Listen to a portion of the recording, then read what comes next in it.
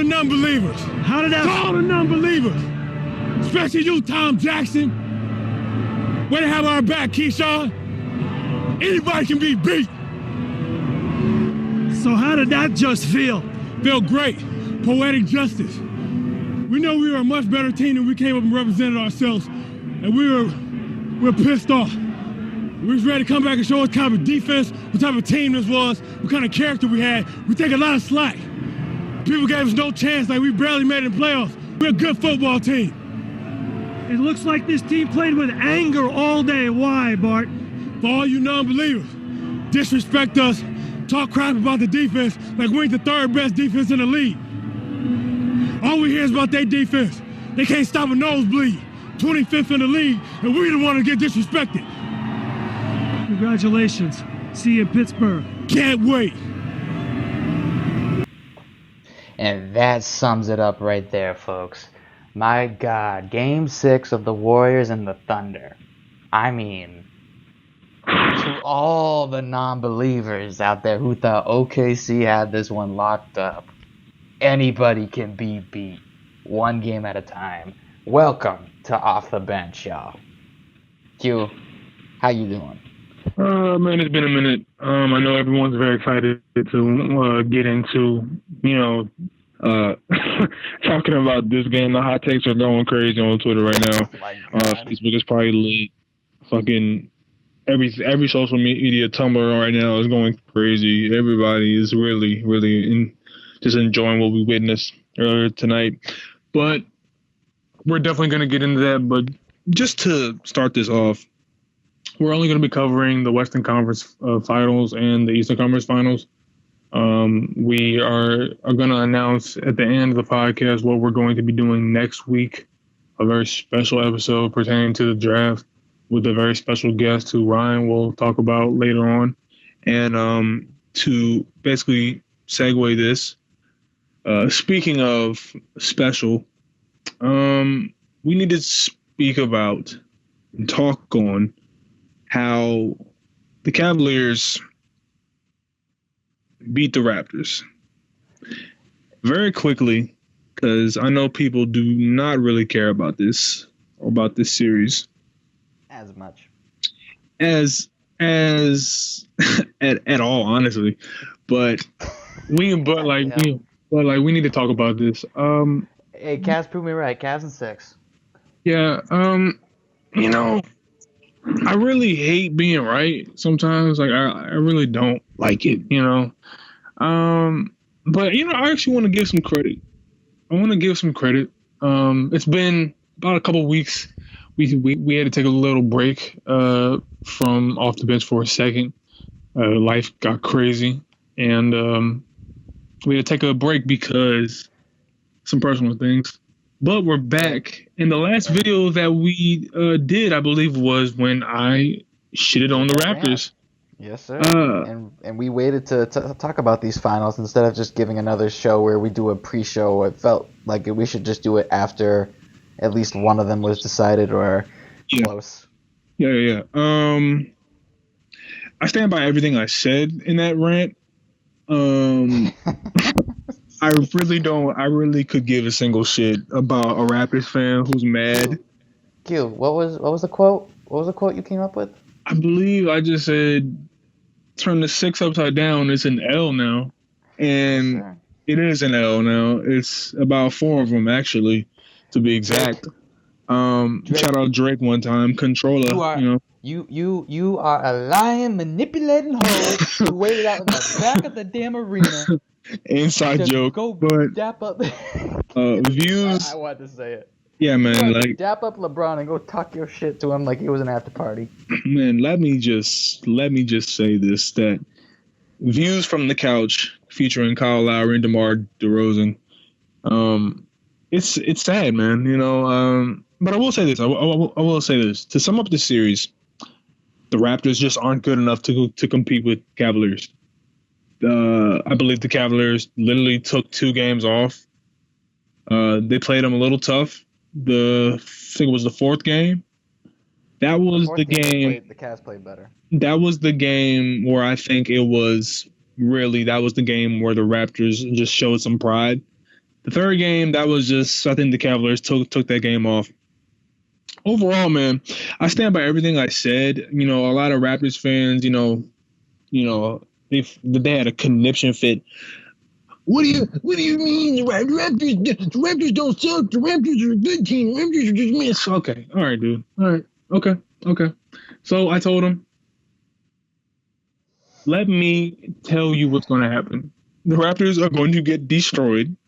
And for most of the games, they got destroyed. The first 2 games, destruction. The next 2 games, they stepped up, showed some pride. Cavaliers took those games off. Played some good defense. DeMar DeRozan had a fantastic game. But we to call those, in science, we call those things aberrations, anomalies. We call those things that separate from the trend. And we call those things that separate from the norm. So those are anomalies when DeMar DeRozan and Kyle Lowry have great games. Hopefully the Raptors one day will learn how to play in America, because apparently they only play good in Canada. It was fun to see them try and play basketball in America, but it was pretty bad. Biombo, you're not a starting center. I wouldn't pay that man shit. Stay on the bench. 17 million. 17. We're hearing that Biombo's going to get 17 million a year. Hey, some GM will try to overpay. That is just absolutely sad. That's the type of stuff that makes Tracy McGrady look as though he's a prophetic genius. The NBA is watered down. If you're paying Biombo, maybe he might be right. Maybe he might be right. If you're paying Biombo $17 million, he might be a little correct in his statement that the NBA might be a little watered down if people like him can get 17 M's. Nah, because that shows you. No. That shows you that the competition in the league is way down if that is the type of center that can get you $17 million a season. That shows you the products that is being put on the floor, at least for big men, are not to what they used to be. I'm not even gonna subscribe to the fact that people like Biombo and Tristan Thompson could be great in any other era but this era. I'm just not buying it. No, we're not saying that. Yeah, so you're telling me that Biombo's worth $17 million a season? I don't agree with it, but I'm saying some people will pay for it because they may feel he fills a role on the team that they need for what he provides. Now, it just happens to be that the cap is going up at an exponential rate thanks to the CBA and that damn TV money, and the starter's salary is now being pushed up from what it was. I don't exactly remember if it was 10 million or less to now being a 17 million for starter money is what it's being qualified as, assuming that stays the same with all the cap calculations from cap experts like Nate Duncan and Larry Kuhn. Now, is it water? No, I don't think that. I think that's maybe a bad decision on the GM, or maybe they're just that desperate because the free agent class isn't that fantastic either. Maybe they're that desperate because the competition maybe not as great as it could be. I'm not saying that. How many suitors do you have? I'm not saying the NBA isn't a great product. I'm just saying that maybe the NBA. I'm not all the way agreeing with Tracy's. I know, but I don't think that's a fair thing to correlate. I think that's more than fair, because if you're going to give people like Biombo 17 million, you're going to give Tristan Thompson 82 million. Are you telling me? All right, so if these guys are the cream of the crop, apparently, then what is the trash in the league getting? What are the average players getting? If these guys are getting $80 million contracts, mid-level max contracts. Well, it's not even a max contract now, because that gets boosted up too. It will. Pushed. It will, but I kind of. I'm not saying sequence. I'm not saying that Tracy's right. I'm not saying he is. I'm saying that I agree to an extent on what he's saying. I believe the sentiment is correct. I don't think the overall analysis is correct that the entire league is watered down. I think certain positions are watered down, and that is definitely the center position. Because if Biombo's getting money, Tristan Thompson's getting money, that shows you that That is the last of a dying breed for people like DeMarcus Cousins. People, shit, who else is even a great center in the NBA? DeMarcus Cousins,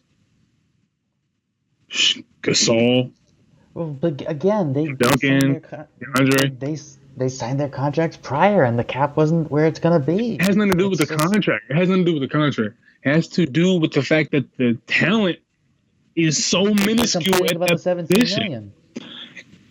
The 17 million because the talent is there. Yeah, If the talent is there, then you deserve the 17 million. The fact that the talent is so skewed and the talent is so minuscule, it breeds people who are mediocre to get 17 million. I don't see how you don't see that correlation. That's like, okay. you see what I'm saying? I hear what you're saying, but I want you to go with me on this. So you have DeAndre, you have DeMarcus, you have Gasol. Are they available? You have Are they free agents? They are not free agents. Okay then. But those are the only ones in the league who are getting recognition at the center. Oh yeah, Whiteside and Gobert.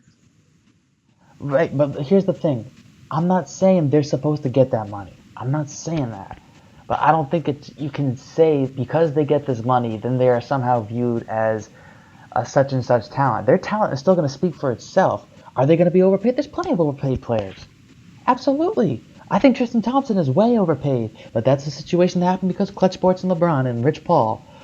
But I don't think that's indicative of the talent or being indicating by how much they're worth. Because hey, Avery Bradley's on is for $8 million. Jay Crowder's on $7 million. Isaiah Thomas is on a decreasing contract. So what I'm trying to say is, it all depends. Like in the point in time for the context. Like what's the cap at? Okay, what's the mid-level exception? What's this salary cap at? What's the average salary at? Okay, how are we going to get this guy to come over to convince him? Well, money talks, right? Well, if we throw more money at him, maybe he'll play for our team, so we think we'll be a better team. Does that mean it's necessarily, fair to say the money doesn't represent the talent is what I'm trying to say, I guess. And I don't think it's completely fair to say, hey, this guy makes more money than you. Do some guys take it as personal offenses? Absolutely, and that's fine. I can understand why it's frustrating, but at the same time, when they happen in time, the shit happened. It's like this is the money at the time, and now time's passed, and now the cap's gone up, and you're probably gonna make more money in them down the road as well. So I get what you're saying. I just don't agree that makes Tracy's statement that much, or gives an iota of truth because of it. I don't think that's fully fair because of the money, because it's not like. I disagree. I really do think it has a lot to do with it. If Reggie Jackson is getting more money than John Wall, then come on, fam. But anyway. So when it comes to the Raptors, you got Biyombo. I think Valanciunas was hurt for most of the series, and that could have played a big factor in what happened. But at the end of the day, LeBron James is too great, and he makes his teammates that much better. 6 straight finals. Raptors fans were fuming. They were at my head when Game 3 happened. Oh, what's up? What's up? Yeah, we got one. Okay, congratulations. I said, how confident are you? I said to a fan who hit me up.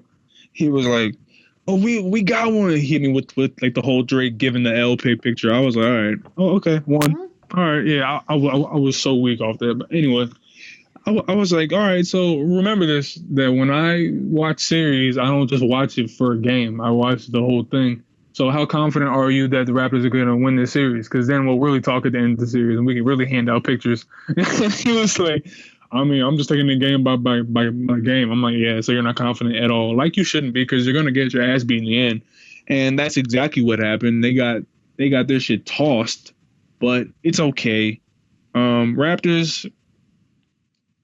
Like I said, man, this is what Sam Hinkie was trying to avoid, and hopefully this is what he avoided. He avoided acquiring mid-level talent to compete in the inevitable sweepstakes to get your shit pushed in by LeBron James. And congratulations to the Raptors for competing. Congratulations to the Raptors for getting 2 games on LeBron James. That's something that the Hawks can't say. Shout out Kyle. But other than that, nobody remembers losers, man. I really have nothing else to really say about the Raptors. I don't see their future bright at all. I think DeRozan and Kyle Lowry got exposed this entire playoffs. I don't see them as stars even. I see them as guys who can get hot a couple of times. They're basically they're basically glorified Jamal Crawfords. You know, that's all that they are. They can get hot a couple of times. You can call it a hot take. I call it the absolute truth. I call that the eye test. Because what I've seen from Kyle Lowry, I've seen from DeMar DeRozan, is that from time to time they'll have a couple good games, and they'll look like absolute shit the next game. So you're not consistent, and whenever you have a good game, that's what we like to call in science an anomaly. Raptors fans can get very mad, and they've shown it with the fuming comments on the last video.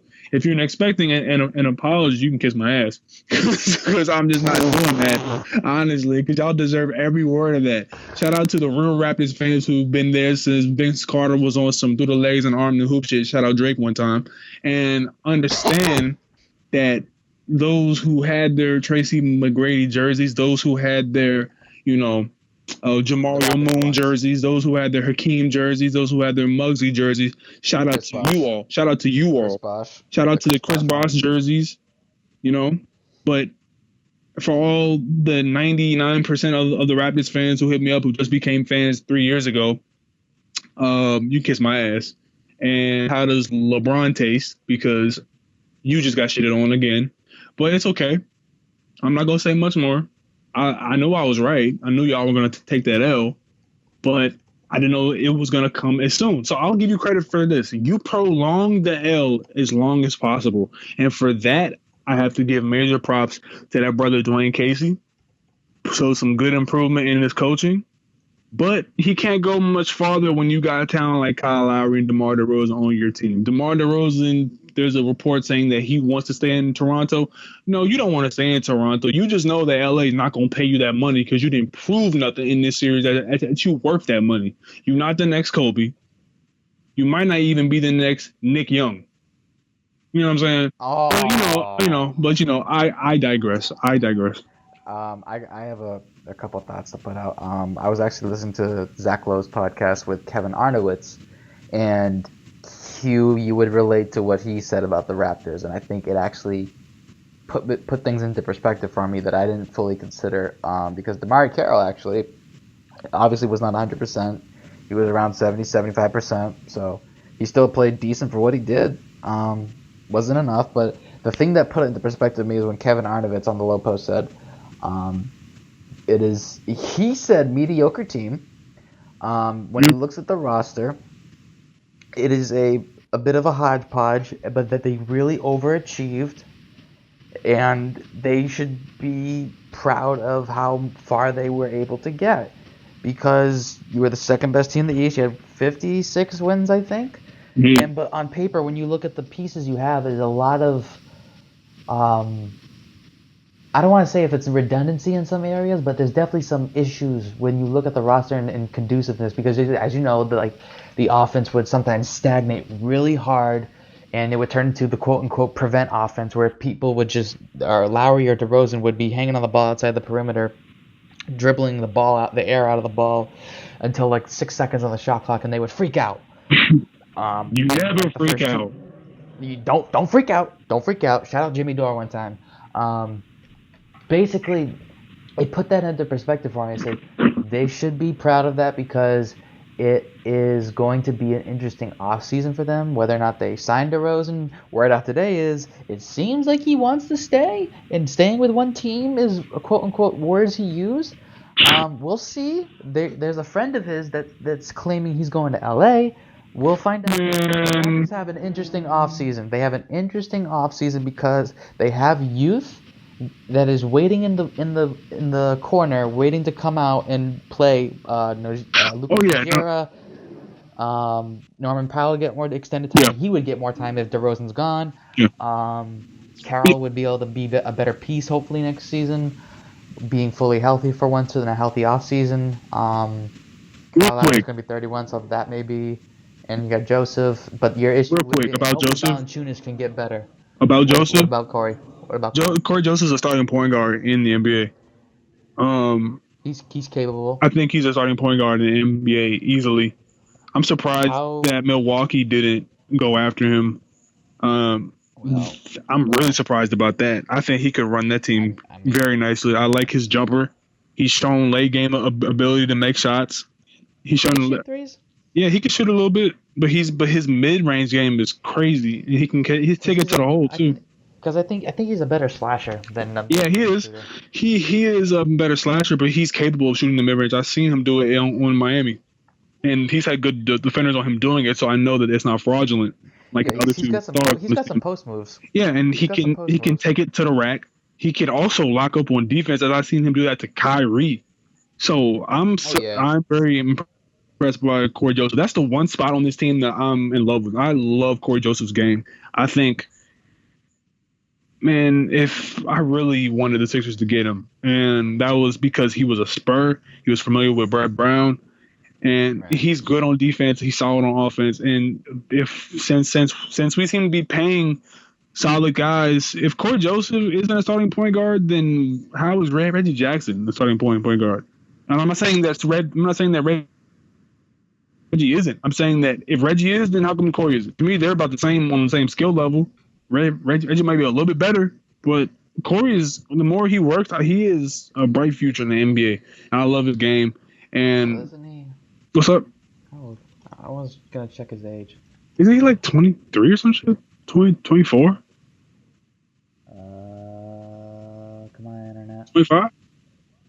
24. 24, yeah, the young. I mean, he's very young. After Lowry's 30, and Raptors fans who are going to be very, very, they're going to be fuming. They're going to be in shambles. Listen to this. They're going to be in shambles. So let me tell you right now, Kyle Lowry's 30 years old. He's not going to get any better. When you reach a plateau, and in the NBA, you reach a plateau. You reach a plateau where your skill level just tapers off, and it just stays the same. And that age is usually around 30, 31. Kyle Lowry's not going to get any better. He's going to be the same player that we know. And the player that he is, he's an average player who can have some difficult shots. He can hit some difficult shots, and he's shown the capability in late games sometimes to do what he needs to do. And that's just he's not a star in his major game. Apparently, he was pretty good in the regular season, but when it comes to postseason, man, him and DeMar are just fraudulent. I don't know what they're just fraudulent. Out to Cleveland, they're going to the finals, second straight year. Key players on that team, just so we can run through those. Obviously, King. Obviously, Kyrie. Obviously, Love, who came into his own. Love, the keys for Love. Love is going to have to start his game in the post and then work his way out. I think he discovered that in this series. I want to get your opinion on that. I think Love should start his game in the post and work his way out. Have like sort of an in and out game. JR has been very underrated with his defense this year. I can't believe I'm actually saying that. J.R. Smith has been underrated with his defense. He's been trying. He's been underrated. I'm not saying that underrated means that, he put the league on notice. No, I'm saying that he's underrated in the sense of he's been much better than what he was in years past. He's actually trying. He's actually getting his hands in passing lanes. He's actually getting strips. He's actually getting steals. And I appreciate on ball, that. He's better. Yeah, much better. Much better. Iman Shumpert, man, he's going to have to step up in key moments. Yeah. Because he's on the bench, like, he makes so many boneheaded plays. And that's the one area that if you're a Golden State or an OKC that you can attack easily is Iman Shumpert. His defense is sound, but his defense gets overshadowed by the fact that he'll do something stupid, man. Like, he'll make a good play, he'll get the steal, and then give the ball right back with a dumb turnover. Like, he's that player. But another key play that I saw was Channing Frye was able to move Biyombo out of the paint so that the Cavaliers, Tyronn Lue, he called high pick and roll with Delly and LeBron. And I noticed that it was killing the Raptors. They had no answer for that. I think it was game 4 or something. They started with Delly, and LeBron would just roll to the basket, and Channing would step out and hit threes. Yeah, Yeah, it was pick and pop it'd be all a day. one. Yeah, it'd be a 1-4 pick and roll to LeBron, and then LeBron would drive it in. They collapse in, and then he'd pop out to Frey on the corner three. Yeah, and the thing is, I don't like the Cavaliers. I don't like them at all. I despise what they are, but I love seeing good basketball, and the Cavaliers are playing great basketball right now. LeBron James I'll, is hands down top. He's going to be a top 3 player in the world probably for the next 4 or 5 years. He is fantastic. The leadership that LeBron James shows is so underrated. It's him and Chris Paul, and it's everyone else, and they're far behind those two in terms of leaders in the NBA. The fact that we call Chris Paul the greatest leader in the NBA, but LeBron's been there 6 years in a row now, I think we have to start changing that. Yeah, we definitely should take a look at that. But That's what about but debate. the passive aggressiveness though? Chris Paul doesn't do that. You don't need to, but the thing is though, everyone LeBron, you feel has that pressure. everyone You feel has that. Well, everyone has their ways of getting people to do what they need to do. Some people, sure, it might but be sitting them down and having the nice talk with them, saying, "Hey, DeAndre, lady, hey man, let's go." It might be LeBron tweeting out or unfollowing the Cavaliers account. Everybody's like, "Oh shit, he might leave. Let's get on our P's and Q's." That just might be his way of doing it. I think people overblew that. I have no quarrel with LeBron James as a player. I don't like his decision to leave Miami. That's what I hated, and I don't respect it still. But I love LeBron James' game. Sure. I disagree slightly about his leadership because I feel if you are a leader or an effective leader, one that's going to be fully ingrained with that team, like Chris Paul. The thing about the passive aggression, like when he makes his comments about the end of the game, and they'll be like, kind of like Drake lyrics almost when he doesn't drop a name, but you know who he's talking about. That happened earlier, more so, especially last season too. About Kevin Love or all these different things, and it just. But now that they're winning, it all goes away. Winning solves everything. But I that's just my qualm with that. Is he a leader? Yeah, I'm not gonna say he's not, but I don't think he's as great as Chris Paul or some other guys like a Tim. We can obviously have a discussion about this, but all I'm saying is that it is a discussion between who is because Chris Paul's not taking his teams to the finals the last 6 years. Yeah, he hasn't even made it to the Western Conference. That's a whole nother. It is, set of but anyway, if we are going to talk about leaders, then we have to talk about results also, and I think LeBron has shown that. But other than that, with this Toronto series, it just solidifies LeBron James' legacy as being one of the greatest leaders, in my opinion, in NBA history. Period.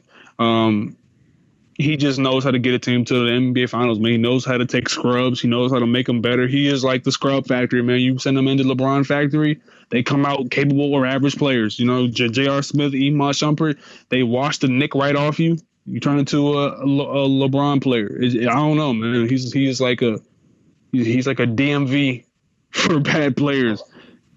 There's certain plays that go in. I remember there was one play, I think it was Game 6, wherein there was a quick pass from Delly to LeBron, and then he made a pass like right after that. If it's anybody else, that play wouldn't have happened for that bucket. And I said that the only reason that one worked is because LeBron's on that team. LeBron.